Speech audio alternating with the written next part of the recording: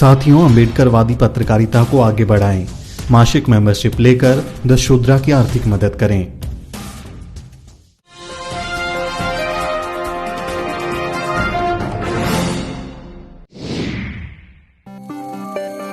Corona महामारी के बीच भी मनुपालिका बहुजनों के खिलाफ फैसले देने से बाज नहीं आ रही। सुप्रीम कोर्ट ने टिप्पणी की है कि 50% से ज्यादा आरक्षण की इजाजत नहीं दी जा सकती। दरअसल आंध्र प्रदेश सरकार ने साल 2000 में एक आदेश दिया था। आंध्र सरकार ने 20 साल पहले अधिसूचित क्षेत्रों के स्कूलों की शिक्षक भर्ती में अनुसूचित जनजातियों को 100% आरक्षण देने का फैसला किया था, लेकिन सुप्रीम कोर्ट ने इसे खारिज करते हुए कह दिया कि आरक्षण 50% से ज्यादा नहीं हो सकता। ये टिप्पणी करने वाली उच्चतम न्यायालय की 5 सदस्यों वाली पीठ में justice Arun Mishra, justice Indira Banerjee, justice Vineet शरण, जस्टिस एम.आर. शाह और जस्टिस अनिरुद्ध बोस शामिल थे। बेंच ने कहा, एक समय के बाद आरक्षण की समीक्षा की जानी चाहिए और उसमें बदलते सामाजिक आर्थिक हालातों के हिसाब से बदलाव किया जाना चाहिए। अब आरक्षित श्रेणी में भी आवाज उठ रही है। अब अनुसूचित जातियों और अनुसूचित जनजातियों में सामाजिक और आर्थिक रूप से संपन्न लोग हैं। ऐसी आवाजें उठ रही हैं कि ये संपन्न लोग अपने समुदाय के बाकी लोगों को आरक्षण का फायदा नहीं मिलने दे रहे। अगर जस्टिस अरुण मिश्रा की ये बात मान भी लें कि अगर SC/ST के संपन्न लोग अपने ही वर्ग के कमजोर लोगों को आरक्षण का लाभ नहीं लेने दे रहे, तो फिर मिलोड आपके इसी तर्क से बताइए कि फिर शक्तिशाली ब्राह्मण बहुजनों को कैसे नौकरी मिलने देंगे। बिना आरक्षण के तो मनुवादी बहुजनों को ना ही कॉलेज की सीढ़ी पर चढ़ने देंगे और ना ही दफ्तर की कुर्सी पर बैठने देंगे। अब न्यायपालिका को ही ले लीजिए मिलोड, आपके यहाँ आरक्षण लागू नहीं है और नतीजा आपके सामने है। जिन 70 सालों की आप दुहाई दे रहे हैं, उन 70 सालों में मात्र एक दलित चीफ जस्टिस की कुर्सी पर बैठा है। आज भी आपके सुप्रीम कोर्ट में 33 जजों के गुट में सिर्फ एक दलित जज है, जिसे पिछले साल ही सुप्रीम कोर्ट का जज बनाया गया था। भारत के संविधान निर्माता डॉक्टर B.R. अम्बेडकर ने तमाम मौकों पर कहा है कि भारत में न्यायाधीशों का फैसला उनके जातीय चरित्र के मुताबिक होता है।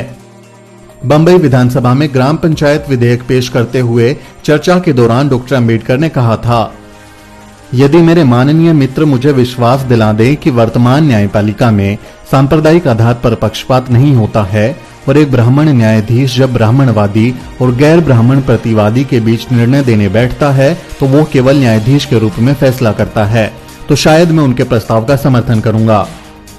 मैं जानता हूं कि हमारे यहाँ न्यायपालिका किस प्रकार की है। अगर सदन के मेंबर्स में धैर्य है तो मैं अनेक ऐसी कहानियां सुना सकता हूं कि न्यायपालिका ने अपनी स्थिति का दुरुपयोग किया और अनैतिकता बरती।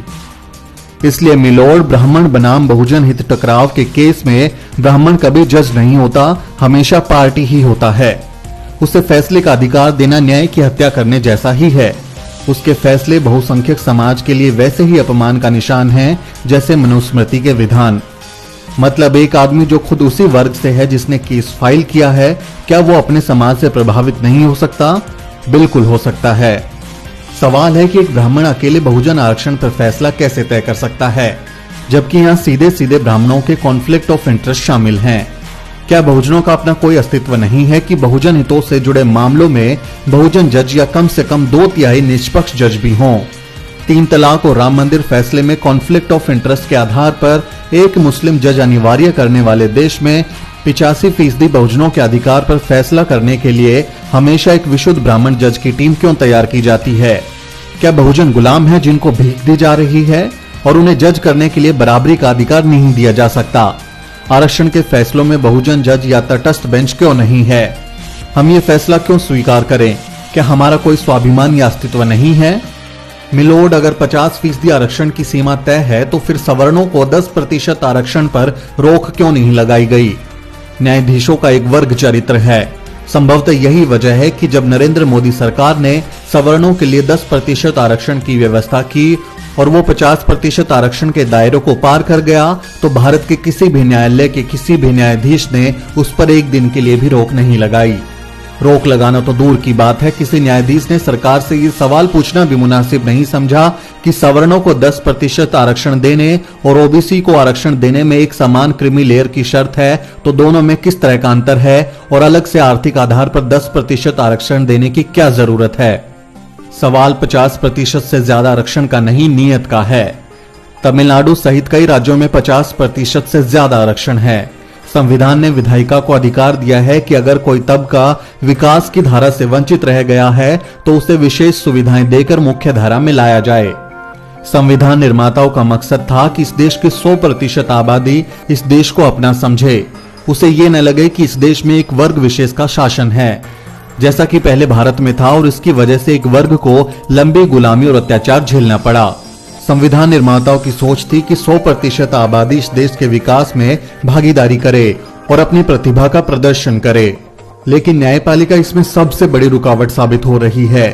एक तो न्यायपालिका का मनुवादी चरित्र और दूसरा संघीय सरकार द्वारा इनाम देने का चलन। चाहे SC/ST एक्ट को कमजोर करने वाले जज UU ललित को NGT का अध्यक्ष बनाना हो या फिर राम मंदिर का फैसला देने वाले जस्टिस रंजन गोगोई को राज्यसभा भेजना, एक सोची समझी रणनीति के तहत बहुजनों के खिलाफ फैसले दिए जा रहे हैं। इसलिए जब तक न्यायपालिका में आरक्षण लागू नहीं होता और बहुजनों को पर्याप्त प्रतिनिधित्व नहीं मिलता, तब तक न्याय के मंदिर के पुरोहितों से न्याय की उम्मीद कम ही है। ब्यूरो रिपोर्ट, द शूद्र। बहुजन समाज से जुड़ी हर खबर जानने के लिए सब्सक्राइब करें द शूद्र और बेल आइकन दबाना ना भूलें।